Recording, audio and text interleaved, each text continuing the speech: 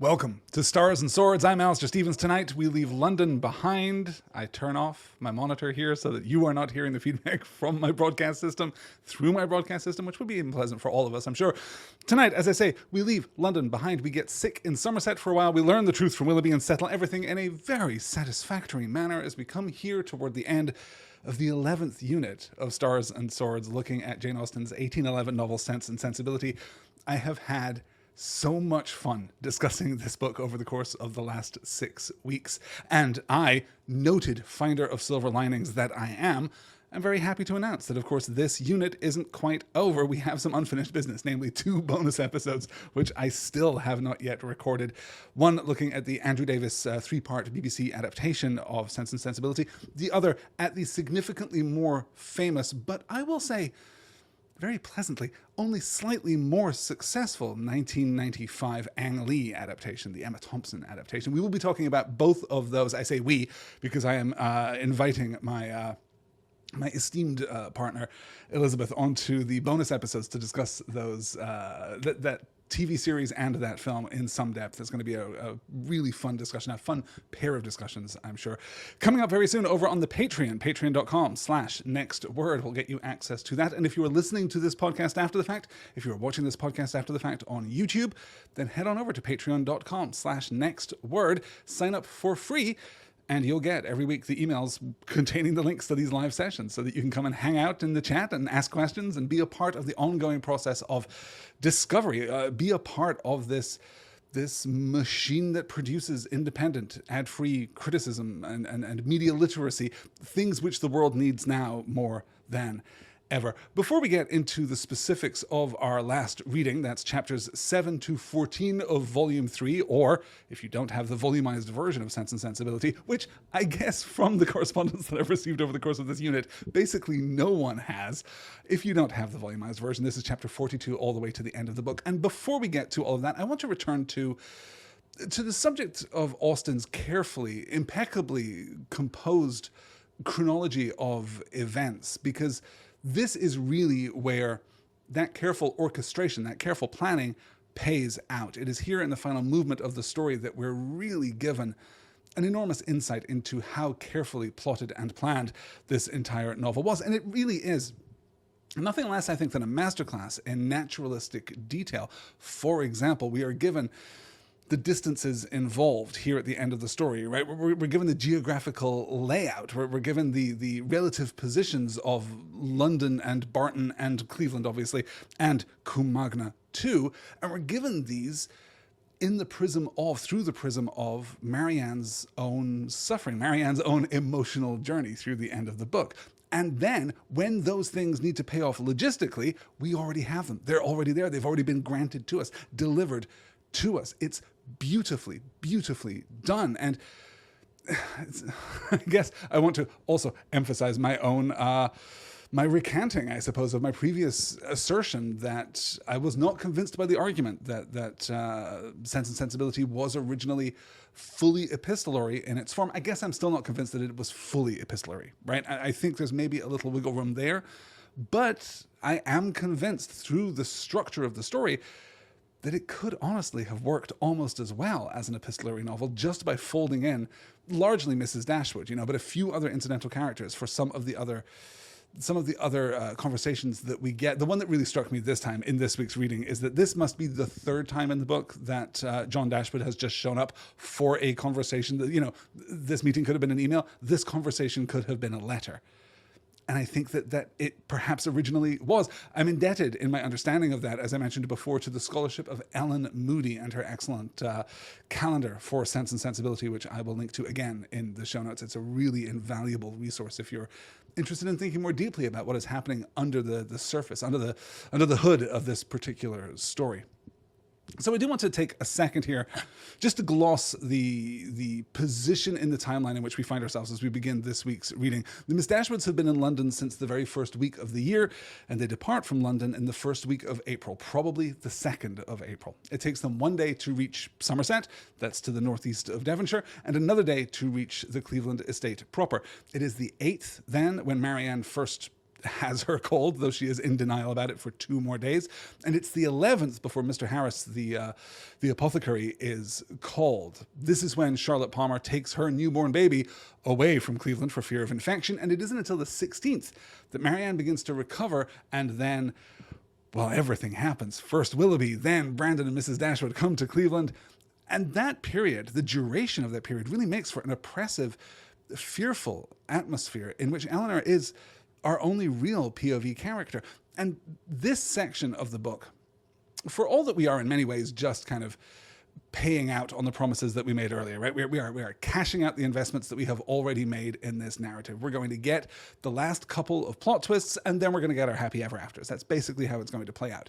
For all of that, there are a couple of really ambitious, really interesting things which Austen is doing here. The first, I think, is that isolation of Elinor during Marianne's extended sickness. How lonely she is, and how difficult she is finding it, and how she is wrestling with her own sensibility, right? How she is wrestling with the enormity of her own emotions when forced to confront them and given no other avenue in which to hide. It's really interesting looking at her behavior through this part of the story, juxtaposed with the account that she gave to Marianne last week in last week's reading, where she's talking about suffering, because of Edward and that whole situation, but hiding it partly because she doesn't want to prompt solicitude in her sister and her mother, in the people around her. She doesn't want to be a cause of concern, and she doesn't want to trigger their pity. She doesn't want to be a job for them to take care of. And there does seem to be, that seems to be, as I said at the time, very self-aware of Elinor to understand that that is where she is.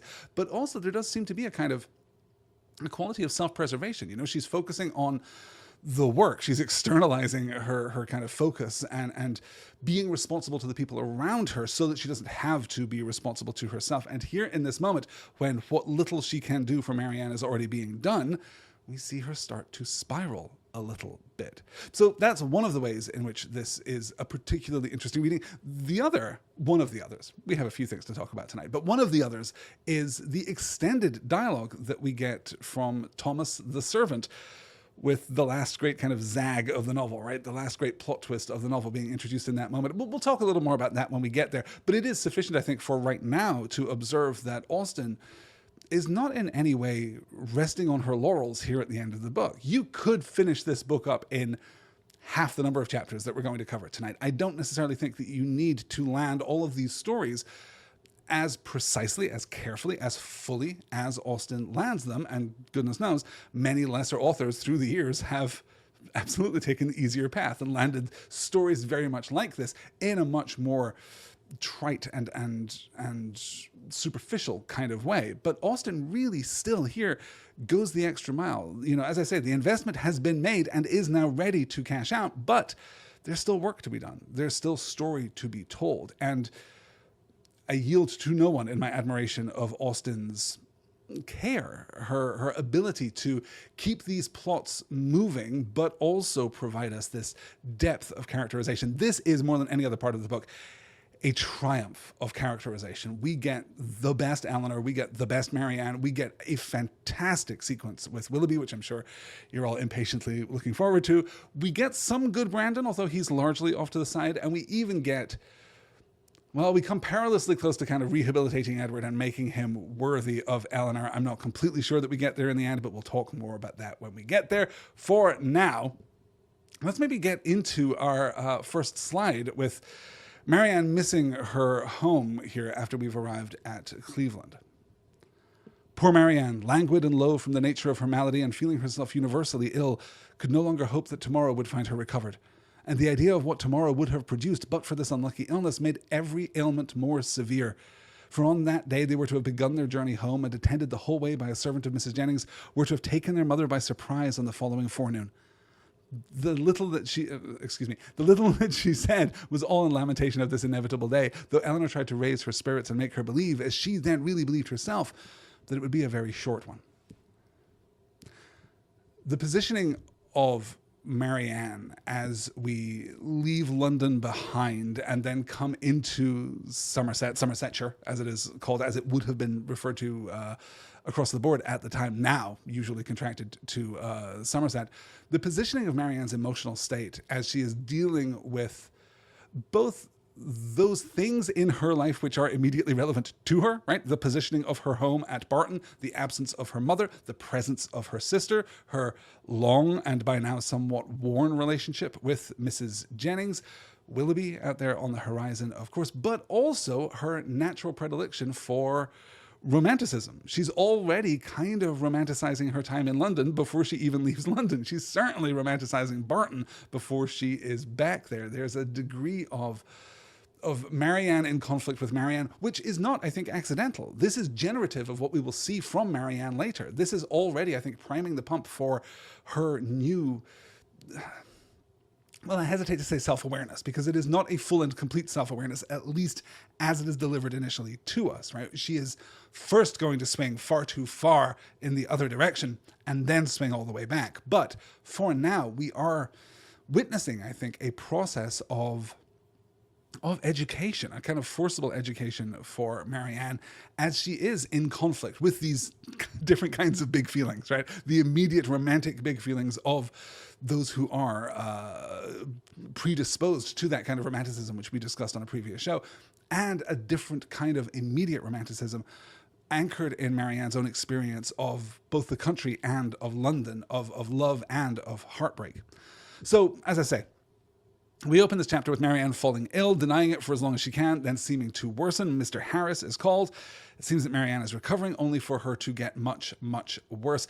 We're not really going to take the opportunity to talk about this again, so it is worth, I think, calling out right here the treatment of Mr. Harris, the apothecary, by the text. Mr. Harris, who is wrong at every turn and arguably incidental to Marianne's recovery, at least the text withholds an absolute kind of commendation of Mr. Harris's knowledge or skills or ability or whatever, right? Obviously, we are here in 2025, and someone not having faith in very well-tested and conclusive medical science would be crazy. But the Regency period was a wilder time. The apothecary in particular is the lowest tier kind of medical practitioner, right? That is why he is Mr. Harris. He is not a doctor. He doesn't have real medical training. The apothecary only creates and sometimes prescribes the various, cordials and treatments that he recommends for Marianne, but that is the limit of his medical knowledge and his medical ability. So though he is there helping Marianne, he kind of has certainly a financial investment and almost a social investment in his tonics and tinctures doing the trick for Marianne. It is absolutely, I think, ambiguous how much of Marianne's recovery we can credit to him, how much to the nursing that she receives from Mrs. Jennings, from Elinor, from the staff of the house, and how much it is just Marianne's nature, her strength. Though, of course, before she gets better, that strength gets challenged. I'm not going to pull too much from this sequence because we do, surprisingly, for all that it's a handful of chapters, it's still a distance to cover. Let's indulge ourselves with what is, for me, I think, the most upsetting, the most distressing moment of interaction with Marianne through her illness. This is her fevered dream, as it were. The repose of the latter became more and more disturbed, and her sister, who watched with unremitting attention her continual change of posture and heard the frequent but inarticulate sounds of complaint which passed her lips, was almost wishing to rouse her from so painful a slumber, when Marianne, suddenly awakened by some accidental noise in the house, started hastily up, and with feverish wildness cried out, "Is Mamma coming?" "Not yet," replied the other, concealing her terror and assisting Marianne to lie down again. "But she will be here, I hope, before it is long. It is a great way, from hence to Barton." "But she must not go round by London," cried Marianne in the same hurried manner. "I shall never see her if she goes by London." And of course, Mrs. Dashwood would not go by London. This is proof of Marianne's confusion, her feverish state. We are much closer now to Barton than we were when we were in London. This is one of the advantages of Cleveland, as we discussed at the end of last week's reading, is that Cleveland is very much on the road from London to Barton in Devonshire. So instead, what we're getting here from Marianne is, of course, a certain discombobulation, right? A certain lack of coherent thought right here in the midst of her illness. An absolutely typical, Regency era depiction of a woman caught in the throes of an illness that is not particularly well defined. But certainly, the heat gets to the brain and the brain concocts all manner of strange fancies. But I think that we're also inclined to read here an unfolding, an unpicking, an undoing of Marianne's own journey, right? She is thinking, we get this assertion a little later that possibly one of the things that made Marianne susceptible to this illness in the first place is her recent hardship, her recent difficulties, her recent struggles in London, vis-a-vis Willoughby, of course. And that this is very much on her mind, that she has been emotionally weakened, as it were, prior to her arrival in Cleveland. That has made her more susceptible to this illness. And thus we can maybe infer that Marianne is processing again that journey and those experiences, albeit in this fevered state, through the unfolding of her illness. I think it's a really beautiful and haunting. And if you've ever been, in the company of someone who is deliriously ill in exactly this way, it is awful. It is a very difficult and trying thing. And I think we feel very much for Elinor, particularly in this moment of incapacity. There's literally nothing that she can do to help Marianne right at the beginning of this passage, but she wants to so much, to see someone suffer, to see someone whom you love, someone to whom you are so close, suffer like this and be unable to help them, or to be unclear, unsure, uncertain of what exactly is the right thing to do. That's an awful, awful, painful position. Now, though, Elinor decides to take action. She goes immediately to Brandon and asks him about the best way of contacting her mother, and he replies, "Ma'am, I am the best way of contacting your mother," and leaves immediately, right? It is around midnight at this point, and he just takes off into the night, hoping to return very swiftly with Mrs. Dashwood. And to be clear, we're kind of talking around it a little bit here, but I shall never see her if she goes by London, cries Marianne. And the haste of Colonel Brandon's departure, it is not that Mrs. Dashwood can do anything material to help Marianne. We are moving here for fear that this will be their final moment of connection. This is a chance for them to say goodbye. It is still, even in the Regency period, that we think of, particularly now, thanks to Bridgerton, we have this very kind of clean perspective on what the Regency era was like, but it was still an incredibly dangerous time to be alive. There were innumerable illnesses that could simply strike you down at a moment's notice. And someone who has been through the ringer the way that Marianne has, someone who has seemed to get better and then get suddenly much worse. These are patterns that are familiar to everyone at that time. You would have lost people from illness in your immediate family by the time that you were 20 years old, almost invariably, even at this level of society, right? Wealth during the Regency period is no complete guard against illness and sickness and disease. So Marianne recovers through the rest of the day, and that evening, in the midst of a storm, this 4-horse carriage arrives at Cleveland, and Elinor looks out and thinks, wow, a 4-horse carriage. Well, that explains how Colonel Brandon and my mother have arrived here so quickly, except, of course, will we get one of the all-time great chapter cliffhangers. You can so easily, readily, simply, straightforwardly imagine this being the end of the episode of Sense and Sensibility, because there is Willoughby. Let's take a look at the first of our Willoughby slides. I'm not going to spend too long on this because, well, I could simply read this entire chapter. I think it's magnificent, but we're going to be a little more selective than that. Oh, I'm sorry. We still have the... I failed to write down that I had taken another note here of Mr. Harris. I guess we'll skip over this.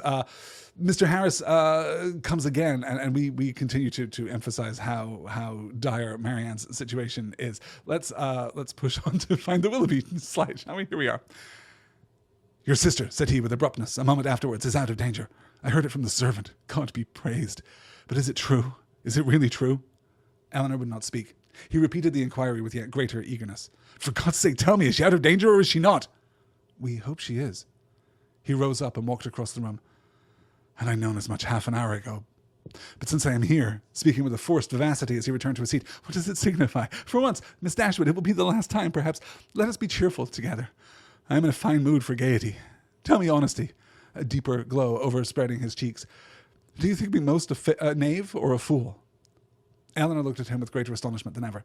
She began to think he must be in liquor. The strangeness of such a visit and of such manners seemed no otherwise intelligible. And with this impression, she immediately rose, saying, "Mr. Willoughby, I advise you at present to return to Coombe. I am not at leisure to remain with you longer. Whatever your business may be with me, it will be better recollected and explained tomorrow. I understand you, he replied with an expressive smile and a voice perfectly calm. Yes, I am very drunk. A pint of porter with my cold beef at Marlborough was enough to overset me. And so we get our introduction here to Willoughby. His positioning here is genuinely fascinating. It's important for us to understand, for us to read this carefully enough that we see that Willoughby is not seeking forgiveness exactly, right? Certainly not a complete expiation. He is simply explaining. He wishes to be understood, wishes in his desperation, in his misery, in his sorrow, in his loneliness, in his life that is so very much a consequence of the actions that he himself has taken, as he confirms. What he wants seems to be this human connection, at least the confirmation that the Dashwoods, Marianne in particular, but also her sister and her mother, won't hate him forever. He does, to his credit, I think, own what he did. He is honest. He offers a blunt assessment of his own feelings. He lays out almost all of the story. And in the end, as Elinor is, I think we're going to feel less opposed to him than perhaps we were. Only a little, but perhaps a little. And in this way, Willoughby stands apart from his closest, Austenian comrade in arms, which is George Wickham from Pride and Prejudice, of course. Wickham never gets this moment of self-awareness. As I've said before, the characters, even in Pride and Prejudice, which is a masterpiece of complexity, even the characters in Pride and Prejudice struggle to always be rendered as fully and as sympathetically and as honestly as the characters in Sense and Sensibility. And we see here, of course, in terms of understanding our characters' motivations here, Willoughby is a little inebriated, a little intoxicated.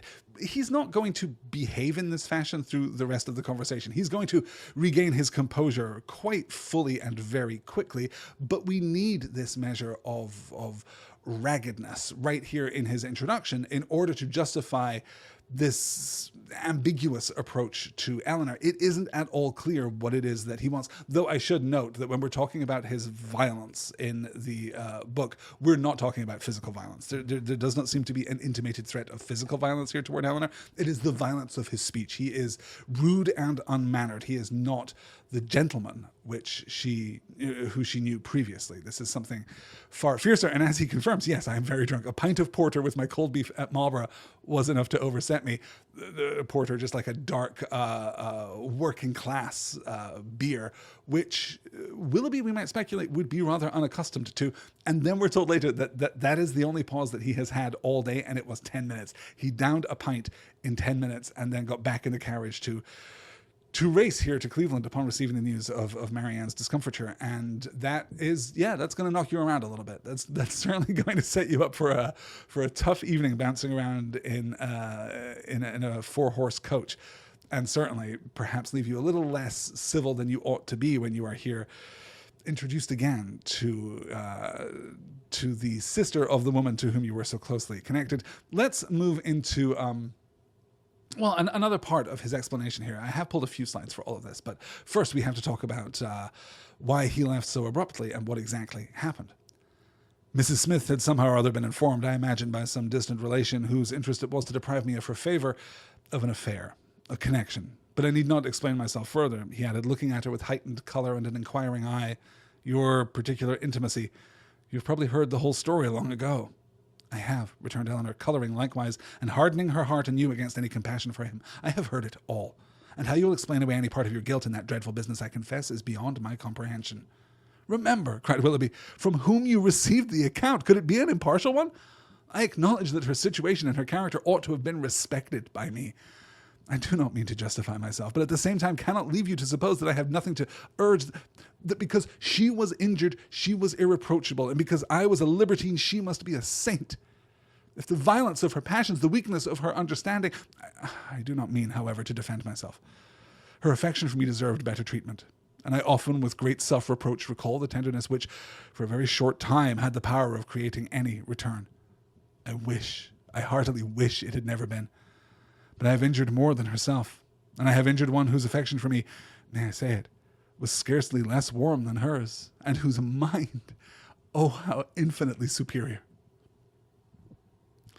It is an open question as to who informs Mrs. Smith of Willoughby's behavior with Eliza, and it certainly might be some kind of distant relation, never hitherto mentioned, kind of echoing the story of Robert and Edward and all of the political movements of the Ferrers family that we're going to spend so much time on right at the end of the novel. But I think that we can understand the origin of that news by interpreting the detail that Willoughby conspicuously leaves out, and even references in passing here with this nod, his inquiring eye, your particular intimacy, right? He is alluding to Colonel Brandon, and the detail that he leaves out is the duel with Colonel Brandon. It doesn't seem likely, it doesn't strike me as probable that Brandon would go complaining to Mrs. Smith after the duel, but it does make a lot of sense that he might either visit her first or at least, send a message from London. Once he gets to London, talks to Eliza, figures out what's going on, he then sends a message to Mrs. Smith in order to set things right, to try and save Eliza's reputation, which we might infer must be his primary motivation at that point. So he gets to London, he talks with Eliza, he figures out that Willoughby's a scoundrel, and he writes this letter. Dear ma'am, this is the situation. Your boy's going to wind up in a church or in a graveyard. What's it to be? I guess it would be a church both ways, right? It would be your boy's going to end up in a church for a wedding or a funeral. I should have drafted this in advance. Anyway, what's up, Colonel Brandon, right? We can imagine that missive being sent post haste to Allenham and to Mrs. Smith. Again, picking up that reference here, your particular intimacy. It seems as though Willoughby is skirting the question of Colonel Brandon, and even that is space for speculation, right? Why is he divesting himself so fully of all the sordid little details of his relationship with Eliza, even comparing her so unfavorably, which sucks, by the way, right? Comparing her so unfavorably here with Marianne. It's interesting to think about what position Brandon occupies in Willoughby's conceptualization of the life of the Dashwoods. Is he a protective figure? Is he a romantic interest for Marianne or for Elinor? How exactly is he placed here? It's an interesting one. I will say that all of this works really quite well for me. Everything here with Eliza works really quite well. Everything with Willoughby giving this account of his own selfishness, right? Of his financial insecurity, his desire to be independent, his desire to be well provisioned, his desire for the kind of life that he clearly believes himself deserving of. All of that stuff, I think, works very well. And the way that he communicates it, to Elinor seems authentic and naturalistic and very well and fully realized. It's only really when we get to Sophia that we start... There's a little more friction there. There's a little more grit. The only part of this entire story that doesn't absolutely work for me, the only part that isn't a perfectly machined little gear at the heart of Austen's plot, is the idea that Sophia wrote the letter for Marianne and Willoughby, obedient and passive, merely copied it out. I think that you know what? I pulled that as a slide. Let's get into his explanation here so we can discuss it a little more clearly. Your wife. The letter was in your own handwriting. Yes, but I had only the credit of servilely copying such sentences as I was ashamed to put my name to. The original was all her own happy thoughts and gentle diction. But what could I do? We were engaged, everything in preparation, the day almost fixed. But I'm talking like a fool. Preparation, day, in honest words. Her money was necessary to me. And in a situation like mine, anything was to be done to prevent a rupture. And after all, what did it signify to my character in the opinion of Marianne and her friends, in what language my answer was couched? It must have been only to one end. My business was to declare myself a scoundrel, and whether I did it with a bow or a bluster was of little importance. And I'm unsure how to take this completely, because on the one hand, yes, he's crediting the draft of his letter to his cruel wife, right? His sharp-tongued, sharp-penned wife here. But he's also clearly kind of taking a responsibility for the mode of address himself. My business was to declare myself a scoundrel, and whether I did it with a bow or a bluster was of little importance. maybe I could have pushed back. Maybe I could, in this moment, have rejected the draft of the letter that Sophia passed to me across the breakfast table and, written something a little more gentle. Maybe I could have gone out of my way. Maybe I could have endangered, my safety and good fortune, my romantic connection with Sophia, who, is not yet his wife, right? Their marriage has not yet been fixed at the point that he shakes off Marianne in London. Maybe he could have done more, but he chose not to. And I think it's to his credit that we see this process of honesty and self-awareness, even in these moments. We were engaged, everything in preparation, the day almost fixed, but I am talking like a fool, preparation day. That wasn't what it was, right? That's the story that people tell. Oh, we'd invested so much time into the wedding and it was getting so close and everyone would have been so disappointed. Yeah. People say those kinds of things, and maybe in some circumstances, those kinds of things, those kinds of explanations are correct. Maybe people are being honest when they say those kinds of things, but not Willoughby. He is very aware, even in that moment, that it's about the money. He is in debt, and he cannot afford to be in debt any longer, so he has to bend the knee to his somewhat unprincipled fiance here, right? In order to, as I say, to shake off Elinor with that stern rebuke that we saw earlier in the book. And I want to kind of pull this apart just a little bit here, because this is the explanation that doesn't quite work for me. This is the grit that, in its way, merely demonstrates how complicated what Austen is trying to do really is. There are so many motivations. There are so many things to keep track of. There are so many points of interaction and articulation within the structural schematic of this novel. Never mind, right, the complicated chronology, the complicated geography. Where is everyone at any given time? We need to keep track of all of this stuff. And this is, for me, the only point that bumps. This is the only point that doesn't completely transparently work for me. And that really is just, it's the Persian flaw, right? It's the tiny little flaw that kind of elevates the whole, that shows us just how good the rest is. I know that's not actually the literal meaning of the Persian flaw, but it works, symbolically here all the same. In any case, we now get Willoughby's farewell, and I want to I think that we'll maybe, I have some thoughts on Willoughby and Edward and Brandon as like our trifecta of masculinity here at the heart of the book. We'll maybe circle back around to those at the end. Let's take a look at Willoughby's farewell from Elinor. "And do you think something better of me than you did?" said he, letting it fall and leaning against the mantelpiece as if forgetting he was to go. Elinor assured him that she did, that she forgave, pitied, wished him well, was even interested in his happiness, and added some gentle counsel as to the behavior most likely to promote it. His answer was not very encouraging.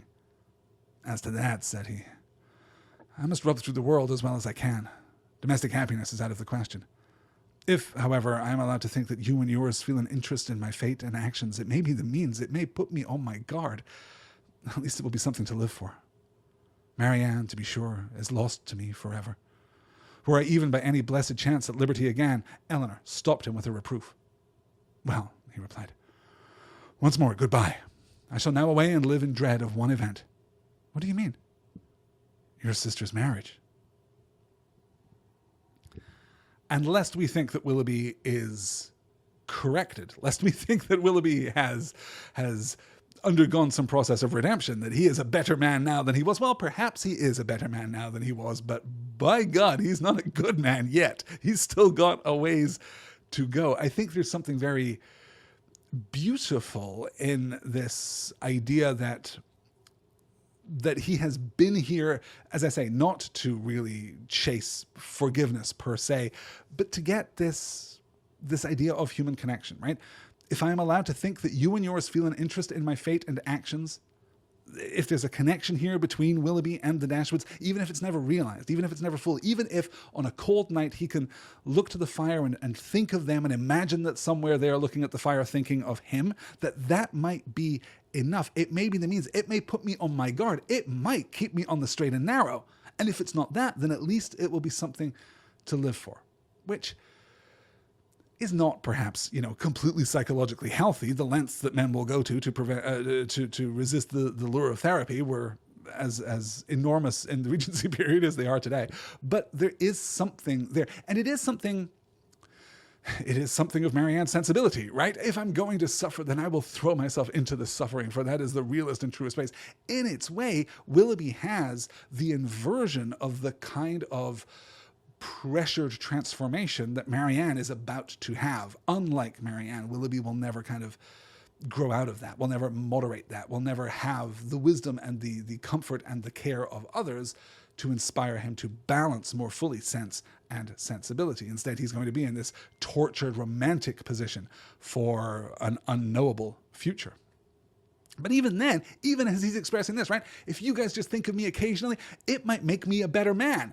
And, maybe someday my wife will be dead, is literally his next thought. Because, as I've said before, we're in the Regency period. We're not thinking of divorce here.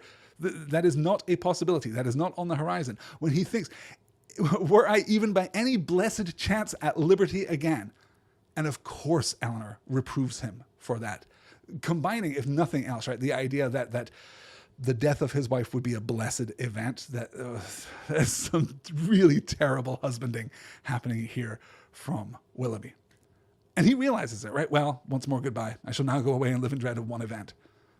And of course, we get the conclusion at the end of the chapter, calling out exactly how he will feel when Marianne inevitably marries. It's interesting that at this point in the book, we don't put quite the same emphasis on the uniquity of romantic bonds as Marianne understands it, right? There was all of that talk in the first third of the book about first loves, right? Marianne does not believe in second loves. She believes that there is one, that there is a lightning strike, and that is it, and that is the person that you are supposed to be with, and then if you wind up with somebody else, then that is at the very least inauthentic. It is at the very least a pale imitation. It is at the very least a kind of, happy, comfortable domestic arrangement, but it is not great love. That seems to be very much a part of Marianne's outlook, despite, as we discussed at the time, her mother's own experience, right? It's one of the things that puts her in conflict with Brandon very early in the book, but we're not doing that anymore. There doesn't seem to be the same pressure on Marianne and that one particular belief that she carried with her. And this may be an indication that she is growing up, or we might read that belief as being part of the transformative process that she is about to undergo, right? Where she decides to live so very selflessly for the good of others and never again to feel love for herself. So this is the conclusion of Willoughby, right? We'll circle back to him right at the very end, and we're going to spend some time kind of unpicking the damage that he has done. But I do believe that this is one of the chapters that makes this book so genuinely special. Willoughby is, as he says, a rascal and a rake, a selfish man, a fool with no integrity. But in this account, we see the best and strongest example of the complexity of characterization that we have been discussing all the way through this unit. I cannot think of a character as fully realized, particularly at this period, right? During the Regency period, I can't think of a character who gets this kind of exploration and self-analysis and a kind of earned wisdom while still being a very complicated and dubious sort. It's really, really strong. So with Willoughby all explained now, obviously, as I say, we have some more talking to do, mostly with Marianne, but we'll get to all of that. But with Willoughby explained, we have one turn of the plot left to discuss, and then a lot of resolution. And if Willoughby really works for me, well, the beat of the new Mrs. Ferrers feels, I think, a little forced. We'll get to it. First, we have to get to Mrs. Dashwood and Colonel Brandon arriving from Barton. We have this really beautiful, emotionally rich and satisfying reunion, so full of kindness and concern and consideration, not just for Marianne, but for Elinor and for Mrs. Dashwood and for Colonel Brandon. This is just a group of people who all care about each other's feelings and are kind of accommodating of those feelings. It's so grown up. It's a very mature and respectful kind of sequence of relationships, all interknitted here, but really, really beautiful. Then, after a few days have passed, let's have a little excerpt here. Our last excerpt, I don't think I pulled another slide from Mrs. Dashwood, so this is going to be a wrap on Mrs. Dashwood by the time that we're done here. At last we're alone. My Elinor, you do not yet know all my happiness. Colonel Brandon loves Marianne. He has told me so himself. Her daughter, feeling by turns both pleased and pained, surprised and not surprised, was all silent attention. You are never like me, dear Elinor, or I should wonder at your composure now. Had I sat down to wish for any possible good to my family, I should have fixed on Colonel Brandon's marrying one of you as the object most desirable, and I believe Marianne will be the most happy with him of the two. Elinor was half inclined to ask her reason for thinking so, because satisfied that none founded on an impartial consideration of their age, characters, or feelings could be given, but her mother must always be carried away by her imagination on any interesting subject, and therefore, instead of an inquiry, she passed it off with a smile. Mrs. Dashwood here, absent from the text for so long, giving us another example of that unfiltered, unadulterated sensibility, right? We've seen this from her before at the beginning of the book, but she's been in Barton Cottage this whole time, and we haven't really had an opportunity to study this narrative desire, this desire to find the most satisfying story out of all of the constituent elements of her life, and then insist that they are true, no matter the evidence, no matter what she can determine, right? Founded on an impartial consideration of their age, characters, or feelings that none could be given, as we get here from Elinor, which is a really lovely, just a gorgeous bit of writing there. So we're seeing Mrs. Dashwood here unchanged, because it gives us a means of navigating Marianne's current state. It gives us a kind of a 0 point, right? We can reset to 0. We can reset to our understanding of who these two women were at the beginning of the book, and Mrs. Dashwood still is, in order to see the difference that has become evident in Marianne's, right? We can already, I think, infer that Marianne is in a different place, that Marianne was in a different place before we left London, let alone return to Cleveland, and is going to move through a few more different places before she really, becomes herself, which happens almost immediately. In the next chapter, Brandon visits with Marianne, then the Dashwoods return to Barton. We get this gorgeous homecoming sequence with all of the romanticism of it, right? This new home that was so strange for so long, that is now so familiar. They settle in, and then, while on a walk, Marianne surprises Elinor with news of her totally transformed self. Here ceased the rapid flow of her self-reproving spirit, and Elinor, impatient to soothe, though too honest to flatter, gave her instantly that praise and support which her frankness and her contrition so well deserved. Marianne pressed her hand and replied, "You're very good. The future must be my proof. I have laid down my plan. If I am capable of adhering to it, my feelings shall be governed and my temper improved. They shall no longer worry others nor torture myself. I shall now live solely for my family. You, my mother, and Margaret must henceforth be all the world to me. You will share my affections entirely between you. From my home, I shall never again have the smallest incitement to move. And if I do mix in other society, it will be only to show that my spirit is humbled, my heart amended, and that I can practice the civilities, the lesser duties of life with gentleness and forbearance. As for Willoughby, to say that I shall soon or that I shall ever forget him would be idle. His remembrance can be overcome by no change of circumstances or opinions, but it shall be regulated, it shall be checked by religion, by reason, by constant employment." She paused and added in a lower voice, "If I could but know his heart, everything would become easy." So as I say, the degree here to which Marianne is engaging in a very familiar kind of course of self-improvement. Self-improvement is such a common thing after a breakup. It still is today, and it is fascinating to see through Austen that this habit of human behavior, this act of voluntary kind of self-deception has not changed in 200 years. But we do, I think, also see, if we're inclined to look for it, this resignation, the resigning of Marianne to the idea that she will never know great love again, that this was her shot, and that even though Willoughby was a rascal, was a rake, was a knave and a fool, per the title of this week's episode, that there is still a bond there, that she has lost something that will never be restored to her, except right there in that last line. She paused and added in a lower voice, "If I could but know his heart, everything would become easy," which is tantalizingly ambiguous. Well, how do you mean, Marianne? Do you mean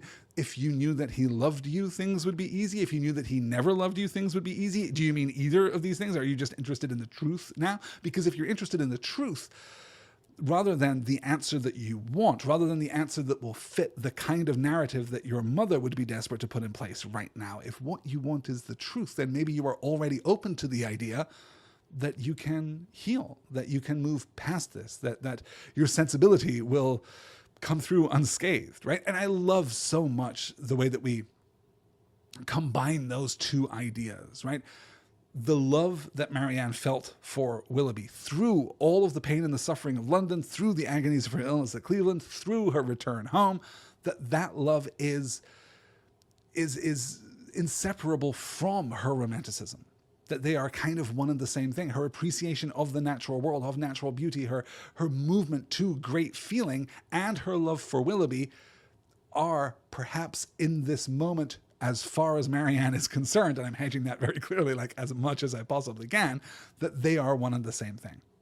We'll see how that plays out for her, because we're going to get Elinor telling Marianne off page exactly what happened with Willoughby, and it seems to bring her, as she first thought, to this new peace. And so her desire for humble sense, right, will be softened with a little sensibility too. We're going to watch that progression through the last arc of the book, though it is a little off in the periphery. It's a little difficult to track directly. Or, we'll see how she gets when we settle the matter at the beginning of the next chapter, when Elinor returns to the topic of Willoughby with a little more judgment. I really love how we transpose these two scenes. The first, Elinor simply reporting to Marianne what Willoughby said to her, and then the second time, offering this editorial, offering this commentary. Actually, he's a bad dude. This is a problem, right? And this is all leavened with Mrs. Dashwood's sense of her own culpability as the fountainhead of excess sensibility. Mrs. Dashwood all but apologizing to Marianne for being the woman that she is, and for lacking that rational, prudent, intellectual perspective on the events of her own life. It's really lovely. And it's lovely too in its way, though I could take a little more Marianne, I'll admit that. I wouldn't hate necessarily spending another scene with her kind of figuring everything out, but I'll take what we have got here as we move into the last plot contrivance in the book. I mean, okay, sure. Their manservant had been sent one morning to Exeter on business, and when, as he waited at table, he had satisfied the inquiries of his mistresses to the event of his errand, this was his voluntary communication. "I suppose you know, ma'am, that Mr. Ferrars is married?" Marianne gave a violent start, fixed her eyes upon Elinor, saw her turning pale, and fell back in her chair in hysterics. Mrs. Dashwood, whose eyes, as she answered the servant's inquiry, had intuitively taken the same direction, was shocked to perceive by Elinor's countenance how much she really suffered, and in a moment afterwards, alike distressed by Marianne's situation, knew not on which child to bestow her principal attention.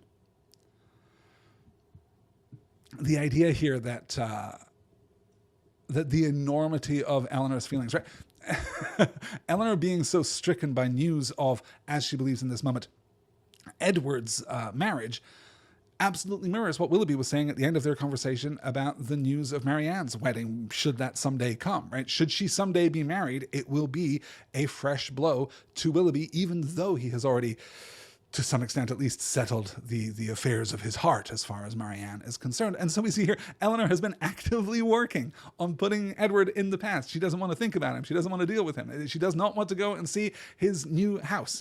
She doesn't want to deal with it at all. But now, in this moment, as she learns, or so she believes, that Edward is married, she gets that same shock, and it is sufficient that even Mrs. Dashwood can read it, right? Even in that moment, she can get it. I should note here too, clarity for modern readers: hysterics does not mean laughter. Marianne is not stirred to a comedic response by this news, but rather to something much more violent and immediate. She is upset. They all are in this moment. And as I say, right, for all the plot contrivance, let's take this moment to note that Thomas, as I say, gets what must be, if I'm wrong about this, then please do get in touch and let me know, but I believe that this must be like the longest single piece of attributed dialogue given to a servant character in all of Austen. And what's really great about this, for all that his position in the plot is strictly mechanical, he has to, well, not even misread a situation, right? He has to convey information in a way that leaves space for speculation, but Austen doesn't make him stupid. Austen doesn't make him, a figure of fun. She doesn't tangle his dialogue here, as we get the long explanation. She does not make him less, well, she does make him slightly less cultured, slightly less educated than the Dashwoods, but she is still treating this figure with respect, and the misunderstanding, as it becomes evident, is is simply a product of social class. It is a product of social hierarchy. It would be inappropriate for Thomas, even if he realized, right? He is not let into the secret concerns of the Dashwood women. He is not included in their fireside conversations about how Elinor feels about Edward, right? That would be scandalous. That would be absolutely inappropriate. So he doesn't know that there is this situation, even if he were so inclined to add a little clarity. And even if he were inclined to add clarity, that would be enormously presumptuous. It would be enormously presumptuous for him to clarify which Mr. Ferrers he means, because it would require the use of the man's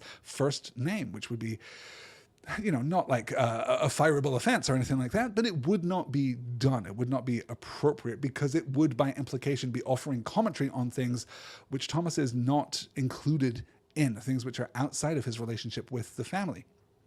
It just depends on this. Yeah, not on stupidity, but on Thomas being a little out of the loop with regard to the expectations of his employers. So if we're going to do it, this is the best way to do it, but yeah, it is a forced contrivance. Luckily, we dispatch with it very swiftly. Elinor asks her mother about Colonel Brandon, who, wow, could be here any minute. In fact, do I hear someone riding up? Oh, it's not Colonel Brandon. It's Edward himself. Let's take a look at this scene.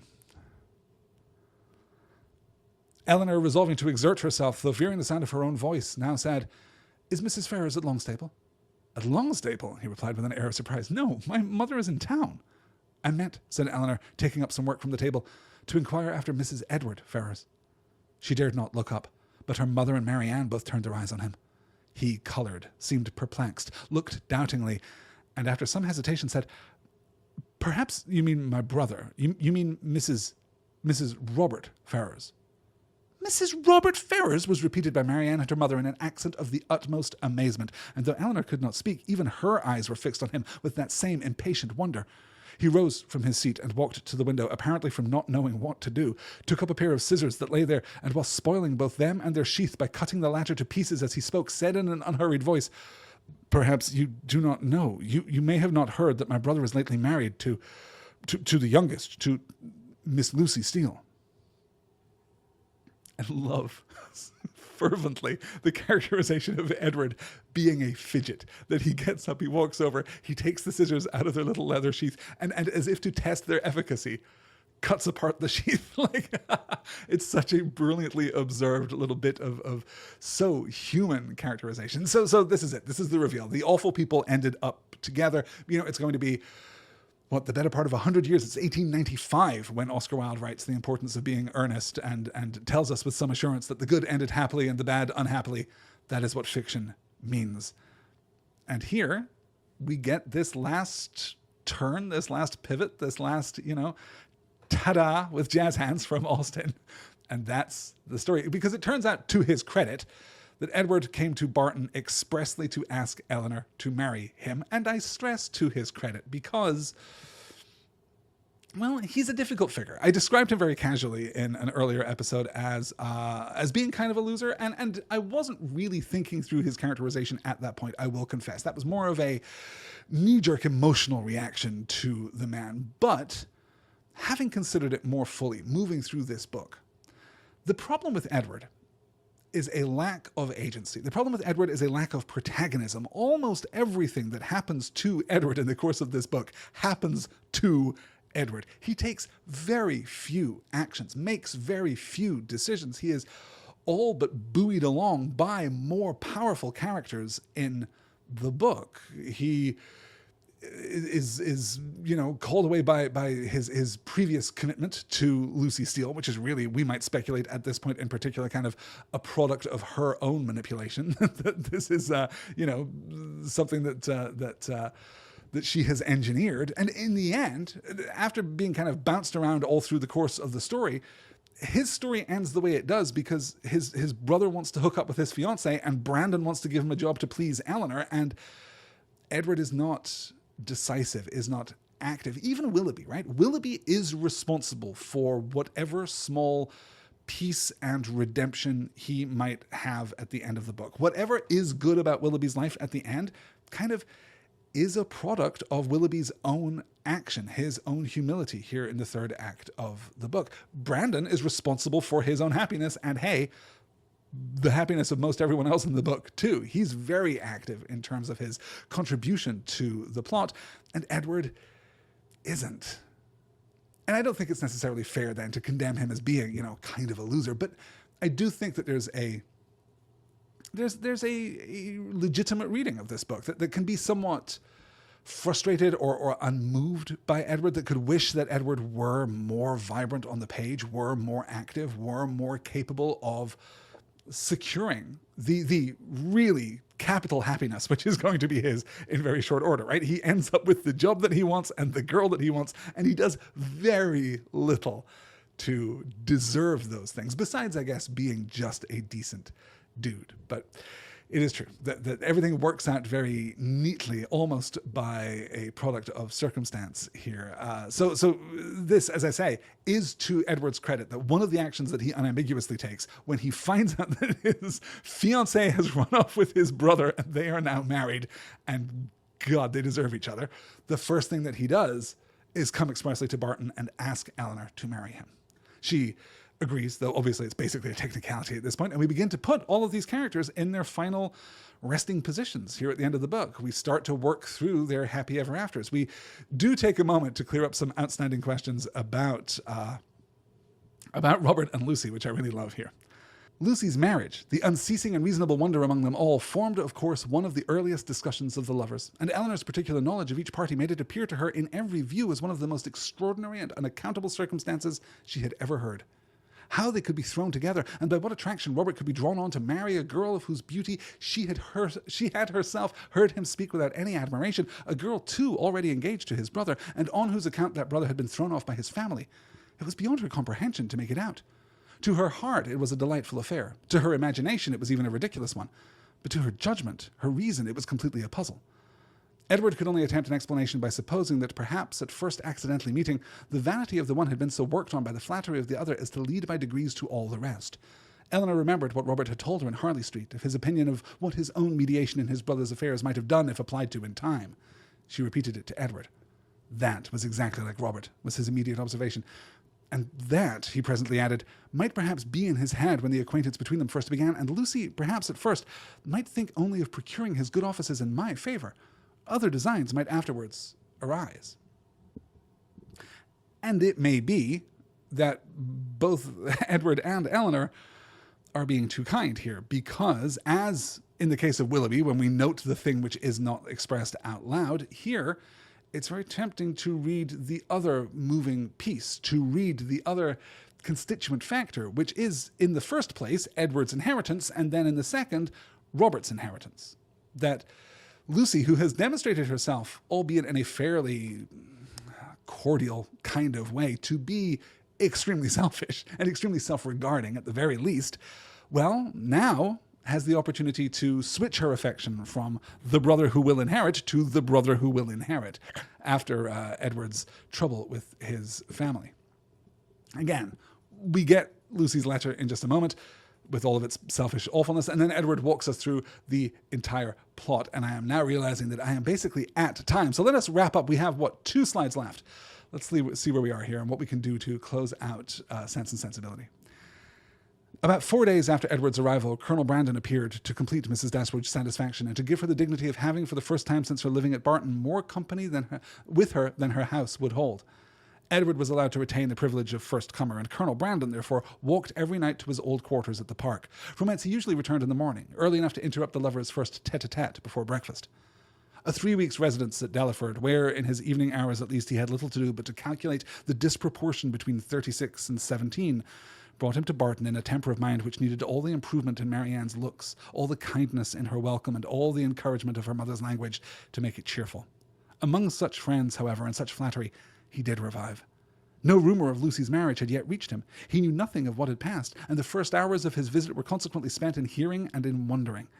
Everything was explained to him by Mrs. Dashwood, and he found fresh reason to rejoice in what he had done for Mr. Ferrars, since eventually it promoted the interest of Elinor. It would be needless to say that the gentlemen advanced in the good opinion of each other as they advanced in each other's acquaintance, for it could not be otherwise. Their resemblance in good principles and good sense, in disposition and manner of thinking, would probably have been sufficient to unite them in friendship without any other attraction. But their being in love with two sisters, and two sisters fond of each other, made that mutual regard inevitable and immediate, which might otherwise have waited the effect of time and judgment.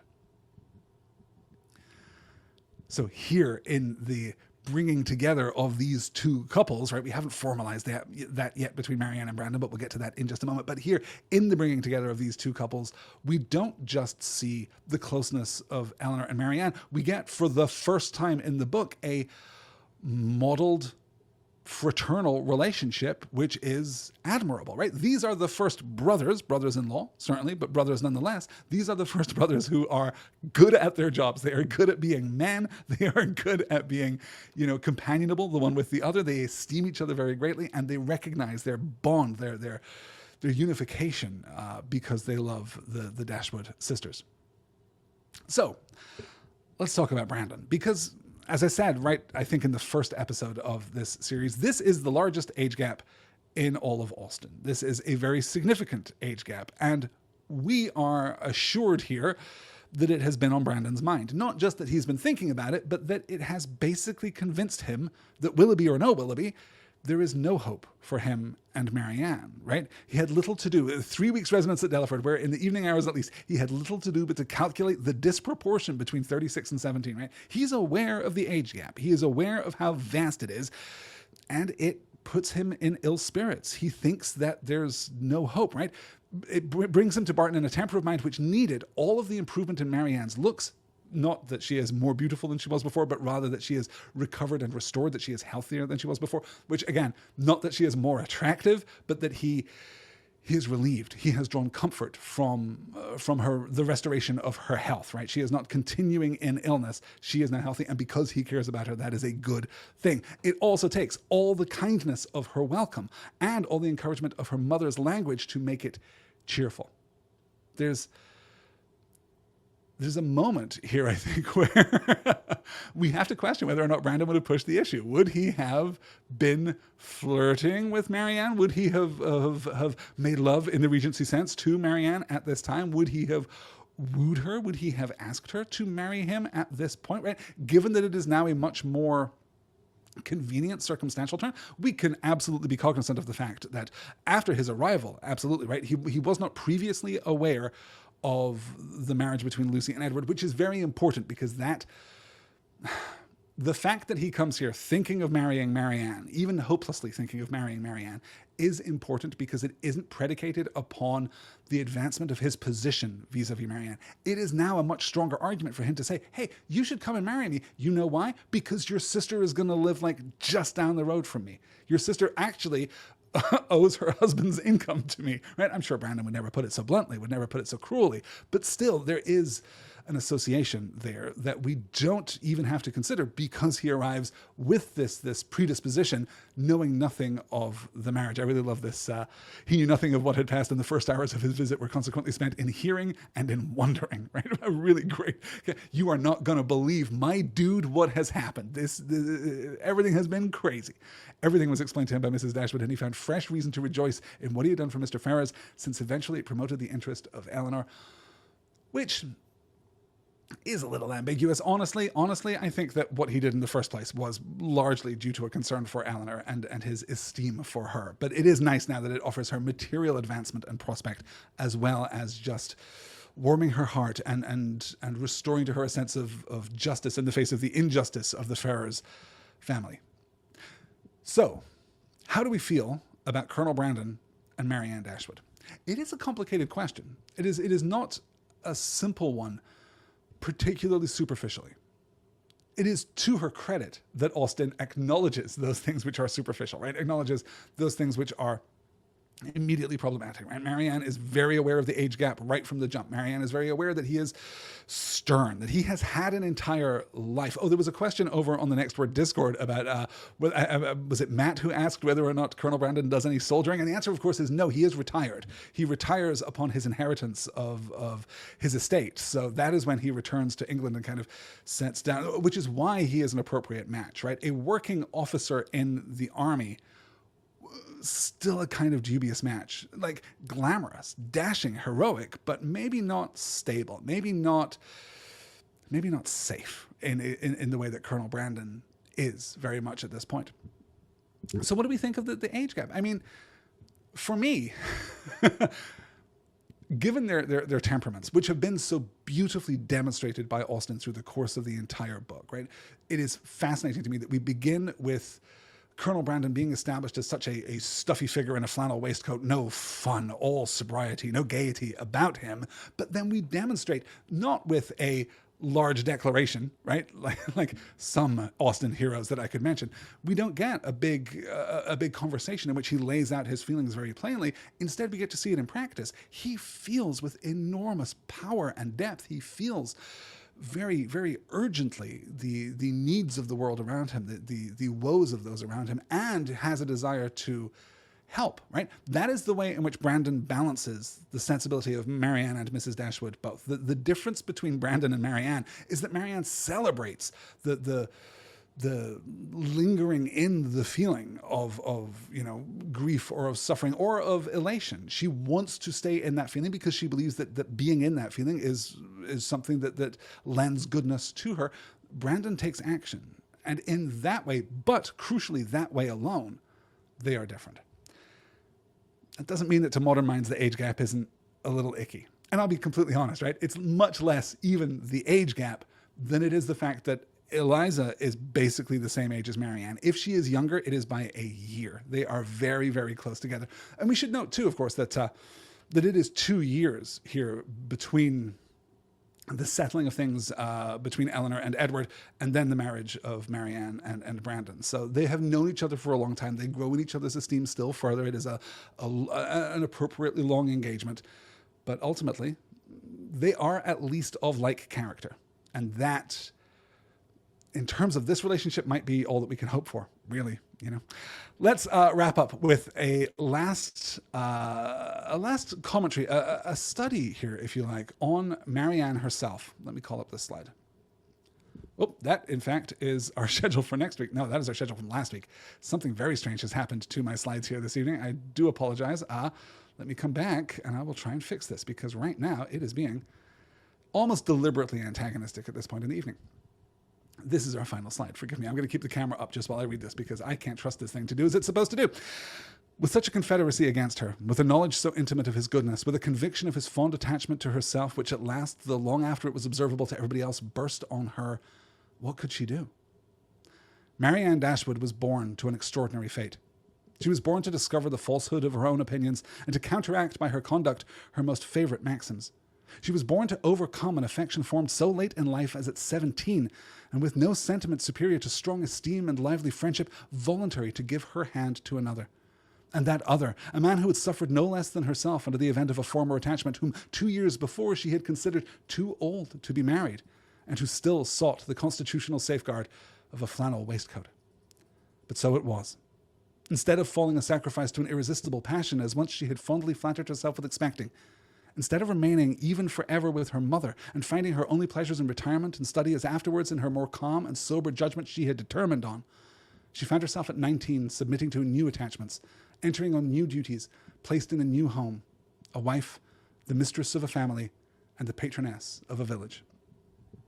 And there it is laid out, right? That is exactly the progression that I've been talking about through tonight's reading. This movement from the early romantic into this radically impoverished emotional life, into this place of love and contentment and duty and purpose, right? A place fit in society in a way, interestingly, that neither of her earlier ideas would have fit entirely in society, right? One of the appeals of the great romantic is that you don't quite fit into society, right? This Byronic figure out, existing on the periphery, more engaged with nature and with the landscape and with the sky than with the needs of his given community, the needs of his given society. And likewise, it is not to Marianne's credit that she would defer herself to her sister and to her mother, that she would reduce herself in her capacity, that she would not lead, right? These are leadership positions. A wife to a certain degree, right? Certainly this particular wife to this particular husband, there is authority there is import there, but certainly the mistress of a family and the patroness of a village, she has responsibilities now in a way that continue to stabilize her society, but also we are led to believe at least would be rewarding themselves. It's a kind of conservative worldview, but we take what we can get from the literature of 1811. And that is going to do it. I do want to call out just the last passage because I didn't put it on a slide, and anyway, my slides are being obstinate. I just want to call out this last passage because it is so great when you remember the circumstances of Austen's life, right? When you remember the author behind the text, the last passage is this. Between Barton and Delaford, there were constant communication which strong family affection would naturally dictate. And among the merits and the happiness of Elinor and Marianne, let it not be ranked as the least considerable, though those sisters, and living almost within sight of each other, they could live without disagreement between themselves or producing coolness between their husbands. The end. That is how we end. Hey, and the best thing about Elinor and Marianne is that they were good sisters and that their husbands were good brothers. It's so charmingly prosaic. It's so charmingly naturalistic. It's so charmingly aware of the actual inner workings of families, which of course is one of Austen's like great accomplishments. Less so in Sense and Sensibility. I've been really slamming on Pride and Prejudice in this week's reading, a book that I absolutely love. But if you want to see fantastic family dynamics, very fully and complexly realized, Pride and Prejudice is maybe even better than Sense and Sensibility. So that is going to do it for our 11th unit, our look at Austen in August, and now also the first half of September. Next week, we begin our 12th unit, our modern horror unit. We're going to be looking at The Har by David Sodergren. We're going to be looking at the first 10 chapters. This is a fairly short reading. This is a fairly short book. So we're going to be able to move through it in about... Right now I'm planning 3 weeks. I might adjust that a little by the time that we get to the end of the first week's reading, but we'll see how that shakes out. That is going to be back on Thursday. I didn't even mention this at the top of the show. Hey, thank you for joining me on a Saturday night. How strange it is to be recording this show on a Saturday night. All of the Next Word podcasts are going to be back on their regular schedule starting tomorrow. I'm very, very, very glad to say thank you all so much for your patience. Thank you for listening. Thank you for your support. And thank you for coming with me on this journey through Sense and Sensibility. I don't yet want to commit absolutely to putting another Austen book on the schedule for next summer. I think that the fall is Austen time. But certainly, if you guys are into it, I would love, I think we have to probably do Emma next. I think it makes sense to take a look at Emma next and the progression and kind of understand the contribution of that archetype, that heroic archetype in particular, that protagonistic archetype in particular, before we move on to Austen's other work. But I'm very eager to do so. I think that Emma's a fantastic book. Austen did not write a bad book. So, that kind of really gives us an advantageous position in terms of our scheduling and our planning out for future sessions. That is, though, going to do it for this Saturday evening. Thank you all so much for joining me. Thank you so much for listening. Thank you for your support. As I say, if you want to join me here live, patreon.com/nextword. You can sign up for free over there to get the links to each live sessions. If you want to be here when my entire infrastructure melts down in the middle of a show and I have to, take 30 seconds and drag it all back together. That happened tonight. If you're listening to the podcast version, you didn't get that part. But, if you'd been here live, you would have seen, I don't know what, my desktop. That would have been about it. And if you want to, if you happen to find yourself with, a handful of dollars, maybe you canceled a subscription to something like, for example, Disney Plus this week. Maybe you've decided that you know what, giant conglomerates holding all of the reins of our popular media might not be the best thing. Then I would urge you to take that $5, that $8, that $10, and honestly, take it to Patreon. If you like what I do, support me. That's great. If you want someone to support someone else, go support someone else. Now is the time to support independent media. It is the time to support real creativity. To be a patron of the arts, I think, is a great and noble thing. I myself support several people over on Patreon just so that they can keep making the things that they make. And now is a great time to think about where those dollars are going right out of your bank account every month. You don't even think about it. I know, because I don't think about it either. But I promise that your dollars will do more good over on a service like Patreon, going to an independent content creator, than to somebody like Disney. That's going to do it for this episode of Stars and Swords. Thank you so much for listening. I will talk to you all again next Thursday for the first reading of The Har, our modern horror unit, a harder left turn you cannot possibly imagine. I hope you're as excited as I am. Until then, do please take care. Good night, all.